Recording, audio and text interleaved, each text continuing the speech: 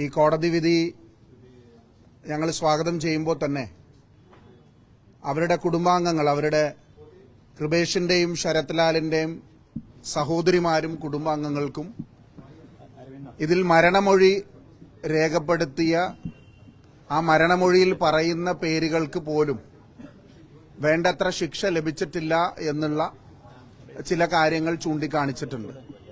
അത് തീർച്ചയായിട്ടും വിധി പകർപ്പ് ലഭിച്ചതിന് ശേഷം പാർട്ടി നേതൃത്വവുമായി ആലോചിച്ച് തുടർ നിയമ നടപടികൾ ആവശ്യമുണ്ടെങ്കിൽ ആ കുടുംബത്തിന്റെ ആവശ്യപ്രകാരം അവർക്ക് നീതി ലഭിച്ചു എന്ന ബോധ്യം ലഭിക്കുന്നതുവരെ ഞങ്ങൾ ആ നിയമ പോരാട്ടത്തിന്റെ മുൻനിരയിൽ തന്നെ ഉണ്ടാകും.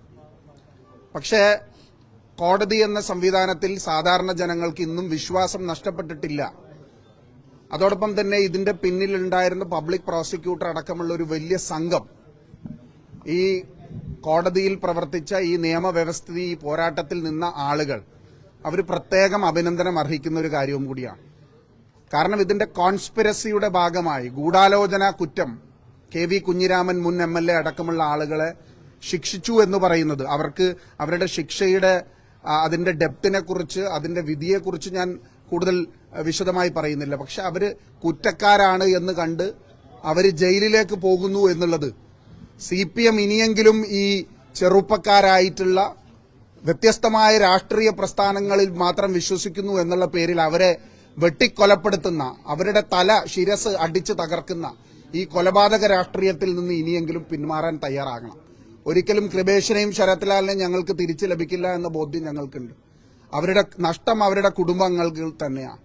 പക്ഷെ ഞാൻ നേരത്തെ പറഞ്ഞതുപോലെ ഒരുപാട് TP ചന്ദ്രശേഖരനാണെങ്കിലും അരിയിൽ ഷുക്കൂർ ആണെങ്കിലും ഷുഹൈബ് ആണെങ്കിലും ഇപ്പോൾ ശരത്തും കൃപേഷ് ലാലും ആണെങ്കിലുമെല്ലാം ഇനിയെങ്കിലും ഒരു ജീവൻ പോലും CPMന്റെ കത്തിക്കുള്ളിൽ ഉണ്ടാവരുത്, അവരുടെ കടാരയ്ക്ക് മുമ്പിൽ ഒരു ജീവനും ഒരു കുടുംബത്തിനും നഷ്ടമാകരുത് എന്നാണ് ഈ വിധിയിലൂടെ ഞങ്ങൾ കാണുന്നത്, ഞങ്ങൾ പ്രാർത്ഥിക്കുന്നത്.